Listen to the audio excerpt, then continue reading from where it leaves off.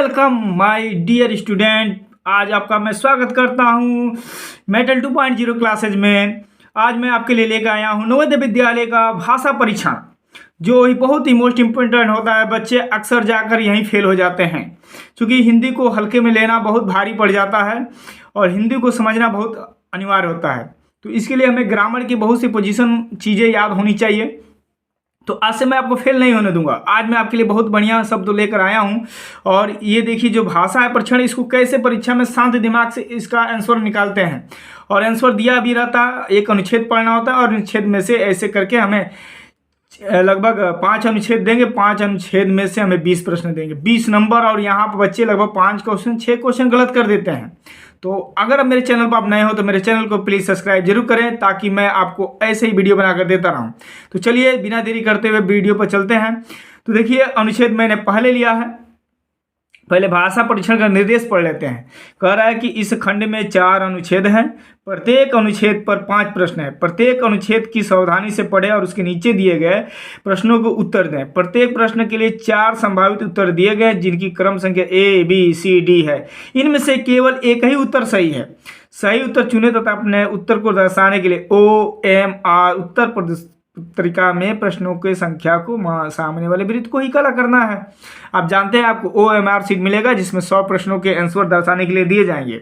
ये आपको समझाना नहीं है, आप जानते हैं 29 अप्रैल का आपका एग्जाम हो सकता है। अनुच्छेद 1 कह रहा है पर्यटन मनोरंजक और शैक्षिक दोनों ही होता है। कह रहे पर्यटन मनोरंजक और शैक्षिक दोनों ही होता है। यही पढ़ना बहुत ही इंपॉर्टेंट होता है। इसमें सदा ही शिक्षा का महत्वपूर्ण अंग माना जाता है। यूरोप में किसी नवयुवक को तभी पूर्ण शिक्षित माना जाता है जब वो यूरोप के बहुत से देशों में भ्रमण कर चुका हो। प्राचीन भारत में भी हमारे ऋषि पर्यटन के महान मूल्यों को समझते थे। उन्होंने इसे सबका पवित्र कार्य बना दिया कि वे भारत के विभिन्न भागों में स्थित तीर्थस्थलों में घूमे। इससे भारतीयों में एकता की भावना को प्रोत्साहन मिला। अब हम आंसर की तरफ, प्रश्नों की तरफ पढ़ते हैं। ठीक है, देखिए, यदि कोई वास्तविक शिक्षा पाना चाहे तो उसके लिए क्या महत्वपूर्ण है? अध्ययन, कार्य, पर्यटन या ध्यान? अब आंसर आपका पूछ रहे थे कि कितना बढ़िया घुमाया है, क्या पूछ रहा है। तो यही भी बोला पर्यटन, मनोरंजक, शैक्षिक दोनों ही होता है। तो जब ये शैक्षिक और मनोरंजन दोनों ही होता है तो हमारा ऑप्शन कौन हो जाएगा? पर्यटन, क्योंकि पर्यटन ही हमारा सही ऑप्शन है ना। यानी दोनों हो जाता है, तो शैक्षिक और मनोरंजन दोनों हो गया। चलिए अगले प्रश्न की तरफ बढ़ते हैं। निम्नलिखित में से कौन सा शब्द मनोरंजक का समानार्थी है? अब समानार्थी वो शब्द होता है जो समान अर्थ वाला होता है ना। तो अब इसमें कह रहा है शैक्षिक, कह रहा है कि थकाने वाला, मनभावन या दृश्यावलोकन। तो मनोरंजन का मतलब का जो मन को भाए, मन को लुभाए, वही क्या होता है? तो ये मन भावन आपका हो जाएगा। ठीक है, अब चलिए अगले प्रश्नों की तरफ बढ़ते हैं। अगला प्रश्न कह रहा है, अब यहाँ पहले ही खाली स्थान छोड़ दिया है। कह रहा है स्थानों की यात्रा करना प्राचीन भारत में पवित्र समझा जाता था। प्रशिक्षण का, तीर्थ का, शहरी का या व्यापारी का? तो उसमें ऋषि मुनि ने कहा कि तीर्थ स्थानों का भ्रमण करो, तो तीर्थ स्थान सही हो जाएगा। आप पढ़ेंगे इस सेंटेंस को तो समझ में आ जाएगा।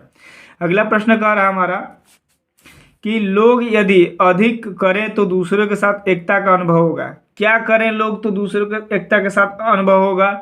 तो मैं बता दूं कि इसमें जो आपका आंसर हो जाएगा वह हो जाएगा पर्यटन। ज़्यादा लोग पर्यटन करें, ज़्यादा लोग दूसरे जाकर तीर्थ स्थानों को घूमें, तो वही चीज़ क्या होगा? इनका एकता का अनुभव कराएगा। तो ये ऑप्शन आपका ए सही हो जाएगा। अब अगले प्रश्न हमारा 65वां प्रश्न है। ऋषि वह व्यक्ति है जो होता है। तो ऋषि कौन व्यक्ति होता है भाई? विद्वान होता है, चतुर होता है, या स्वतंत्र होता है, या धूर्त होता है? तो धूर्त तो होने की बात नहीं है। चतुर हो सकता है, स्वतंत्र भी हो सकता है, लेकिन सबसे पहला बात है कि विद्वान होगा तभी चतुर होगा। आप जब चतुर होगा तो स्वतंत्र भी हो जाएगा, उसके पास सारी कलाएं आ जाएंगी। तो आपका ऑप्शन ये सही हो जाएगा। बहुत ही आराम से पढ़ते हुए चलेंगे हम लोग। हाँ, अगले प्रश्नों की तरफ हम लोग बढ़ते हैं। अगले प्रश्नों को पढ़ने से पहले हम दूसरे अब अनुच्छेद को पढ़ लेते हैं। मैंने बताया कि 5 अनुच्छेद आएंगे मित्रों। कह रहा है कि प्रति करोड़ों रुपया और असंख्य जीवनों को हानि के लिए आग का दोष दिया जाता है। किसका दोष दिया जाता है? आग का। अग्निशामक कर्ता चोट और हानि से लोगों और उनकी संपत्तियों की रक्षा करने में सहायक होते हैं। जब कोई सूचना मिलती है तो हर बार वे अपनी जान हथेली पर लेकर प्रस्तुत करते हैं।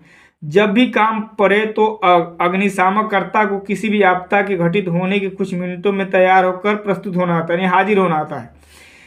प्रत्येक अग्निकांड के स्थल पर एक वरिष्ठ अधिकारी नियंत्रण संभालता है और घटना स्थल पर मौजूद सभी लोग काम को आदेश देता है। कुछ अग्निशामक कर्ता होज पाइप को पानी के नलकों से जोड़ते हैं, अन्य लोग होजों तक पानी भेजने का हाथों से पंप चलाते हैं।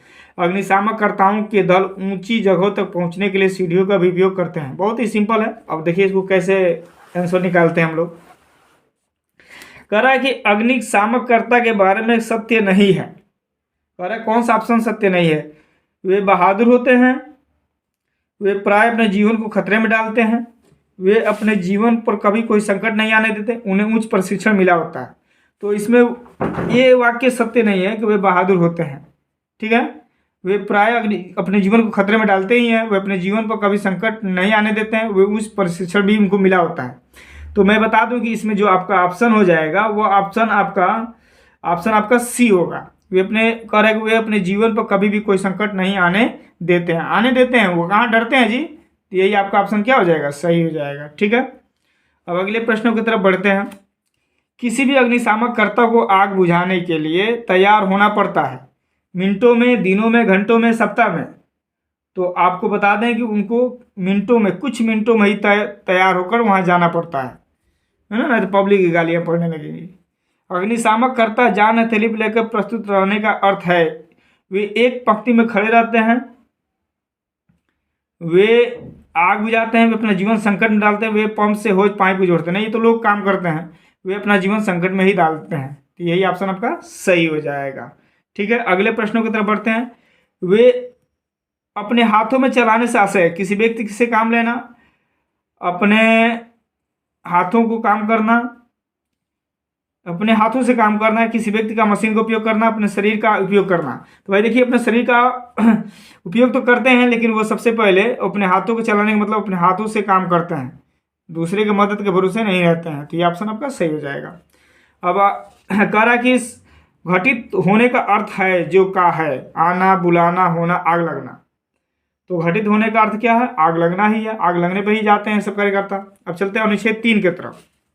अनुच्छेद पढ़ना ही बहुत बड़ी बात होती है। कह रहा है हेमा अपने बिस्तर पर लेटी हुई अपने कमरे की छत पर लगे तारों को एकाटक देख रही थी। वह खिन्न में नाराज, क्योंकि वह कपड़ा उस पर फिट नहीं लग रहा था, कपड़ा उसको अच्छा नहीं लग रहा था। उन्होंने एक बार दोबारा पहना, किंतु ये भी बहुत तंग थे या छोटे। एक अलमारी कपड़ों से भरी हुई, किंतु उसमें एक भी वो नहीं पहन सकती। तब उसे एक विचार आया कि उसके आंखों में चमक आ गई। वो अपने माँ के कमरे की ओर भागी। उसने अपने कपड़े दान कर दूं, अब अधिक कपड़े संग्रह करने की आवश्यकता नहीं है। इसकी माँ मुस्कुराई और उसे गले से लगा लिया। उसकी लड़की दयालु थी। ये प्रश्न पूछा था पिछले बार नवोदय विद्यालय में, ये प्रश्न पूछा था, तो ये मोस्ट इंपॉर्टेंट है, कभी कभी दोहरा देता है मेरे दोस्तों। तो चलिए देखते हैं। हेमा अपने बिस्तर पर लेटी थी, क्योंकि वह क्या थी? हेमा अपने बिस्तर पर लेटी थी, उसका मतलब क्या थी? थक गई थी। वो तारे देखना पसंद करती थी। वो सोच रही थी कि क्या पहना जाए। हाँ, कपड़े के बारे में ही सोच रही थी। तो यही ऑप्शन आपका सही हो जाएगा। कह रहा है कि वह कोई भी कपड़ा नहीं पहन सकी, क्योंकि वह फैशन के अनुसार नहीं थे। वे बहुत रंगीन थे, उससे पता नहीं था कि वो क्या पहने। कपड़े उसे फिट नहीं बैठ रहे थे। तो मैं बता दूं कि उसे कपड़े फिट नहीं बैठ रहे थे, तभी तो नहीं पहन सकी। अगले प्रश्नों की तरफ हम लोग बढ़ते हैं। ठीक है, और आसानी से इनको समझते हैं। ठीक है, अब देखिए, कह रहा है कि संग्रह का समानार्थक शब्द है। समानार्थक मतलब समान अर्थ वाला शब्द है। ठीक है, तो कपड़े का समान अर्थ वाला शब्द क्या है? समानार्थक शब्द तो जरूर पूछेगा। तो कह रहा इकट्ठा करना, बांटना, साझा करना, उपहार देना। संग्रह मतलब इकट्ठा करना ही होता है। संग्रह मतलब इकट्ठा करना, स्टोर। कह रहा हेमा है लालची, स्वार्थी, दानी, कृपण। तो हेमा क्या है? तो हेमा आपकी जानते हैं कि हेमा आपकी क्या है? हेमा आपकी दानी एक लड़की थी, इसलिए वो कपड़े देने के बारे में सोच रही थी। दान करने का विपरार्थक है। विपरार्थक मतलब विपरीत अर्थ, विपरीत का मतलब उल्टा, विपरीत का मतलब उल्टा। जब विपरीत कहे तो उल्टा, विपरार्थक कहे तो उल्टा, है ना। इंग्लिश में इसको अपोजिट बोला जाता है। अगला दिया, दान करने का विपरीत अर्थ है सौंपना, बांटना, लेना, खर्च करना। तो दान करने का मतलब देना, उसका उल्टा क्या हो जाएगा, लेना। ये सही हो जाएगा। अब अनुच्छेद हम 4 को पढ़ते हैं। कह रहा है कि सुस्त और स्वस्थ रहने के लिए आपको शारीरिक रूप से सक्रिय रहना आवश्यक है। नियमित शारीरिक सक्रिय से भार बढ़ना, हृदय रोग है, कैंसर, मानसिक रोग, मधुमेह और गठिया जैसे गंभीर रोगों को सुरक्षित रहते हैं। निष्क्रिय जीवन शैली से जुड़ी स्वास्थ्य समस्याओं को, खतरे को कम करने के लिए हम खतरे को सर्वश्रेष्ठ है। नियमित रूप से साइकिल की सवारी करना, साइकिल चलाना स्वास्थ्य नियमित आघात वाला व्यायाम है, जिसका आनंद छोटे बच्चों को लेकर बड़ी उम्र में पौड़ तक सभी उठा सकते हैं। यह आनंददायक रस्सी होने के साथ साथ पर्यावरण के लिए अच्छा है। काम करने पर स्कूल जाने के लिए इसकी सवारी करना समय की सर्वाधिक बचत करने वाला उपाय है, जिसे नियमित रूप से व्यायाम दैनिक गतिविधियों से जोड़ा जा सकता है। आवागमन, मनोरंजन या खेल के लिए प्रतिदिन 1 अरब लोगों को द्वारा साइकिल का उपयोग किए जाने का अनुमान है। भार घटाने के लिए साइकिल चलाना एक अच्छा उपाय है। इसमें मांसपेशियों का निर्माण होता है और शरीर का वसा जलती है। ये शोधों का संकेत ने किया है कि प्रतिदिन आधे घंटे साइकिल चलाने के लिए 1 वर्ष में कम से कम 5 किलो भार कम कर सकते हैं। साइकिल चलाना बहुत जरूरी है दोस्तों। चलिए अब इसी से संबंधित जो हमारा प्रश्न है उसको देख लेते हैं हम लोग। कह रहा है कि अनुच्छेद का मुख्य उद्देश्य हमें किससे लाभ दिलाना है, किससे लाभ दिलाना है। तो अनुच्छेद का जो हमारा मुख्य उद्देश्य है वो हमारा लाभ दिलाना है स्वस्थ रहने के लिए, व्यायाम करने के लिए, साइकिल चलाने के लिए, भार कम करने के लिए। तो सबसे पहला जो हमारा उद्देश्य है वो हमारा क्या है, स्वस्थ रहने के लिए। स्वस्थ रहने के लिए ही ये आदेश दिया गया है। जब लेखक ने कहा कि साइकिल चलाना पर्यावरण के लिए अच्छा है तो इनमें से कौन सा सही है ना। तो कौन सा सही है, तो कह रहे इनमें से कोई अस्वस्थकार गैस नहीं निकलती है, इसमें पेट्रोल अथवा डीजल के बिना चलाया जा सकता है, इसमें वातावरण प्रदूषित नहीं होता, इसकी सवारी सभी आयु के बड़े लोग कर सकते हैं।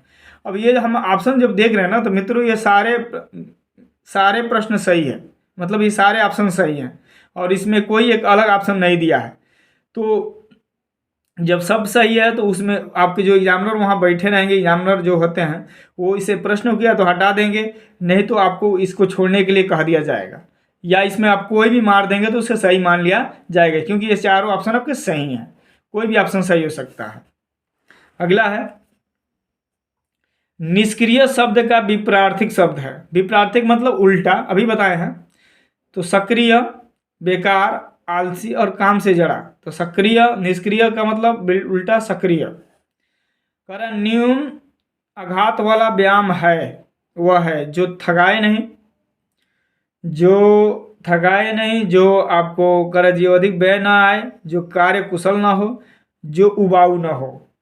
तो आपको है कि न्यून आघात वाला व्यायाम का मतलब जो आपको थकाए नहीं, जिससे आपको थकावट नहीं हो। और आखिरी प्रश्न है, कह रहा है कि नियमित रूप से साइकिल चलाने हमारे लिए सबसे सहायक है, केवल इसे छोड़कर। वह वसा को कम करके मांसपेशियों को सशक्त करता है, काम को आनंद से जोड़ता है, गंभीर दुर्घटना से बचाव होता है, स्वस्थ रहना होता है। तो कह रहा है नियमित रूप से साइकिल चलाना हमारे के लिए सबसे सहायक है, केवल इसे छोड़कर, स्वास्थ्य रहने को छोड़कर, बाकी सबके लिए है। तो उम्मीद करता हूँ मेरे डियर स्टूडेंट आपको ये समझ में आया होगा। मैं कई तरह के वीडियो बनाता हूँ, अगर आपके घर और बच्चे हों, 9 में पढ़ते हों, 10 में पढ़ते हों, 8 में पढ़ते हो, या किसी भी क्लास में उससे 10 से नीचे पढ़ते हों, तो सब तरह के मैं वीडियो बनाता हूँ। तो इसलिए अगर मेरे चैनल पर अगर आप तक सब्सक्राइब नहीं किया आपने तो मेरे चैनल को सब्सक्राइब करें, लाइक करें, शेयर करें और कमेंट करें। Thank you. जय हिंद, जय भारत।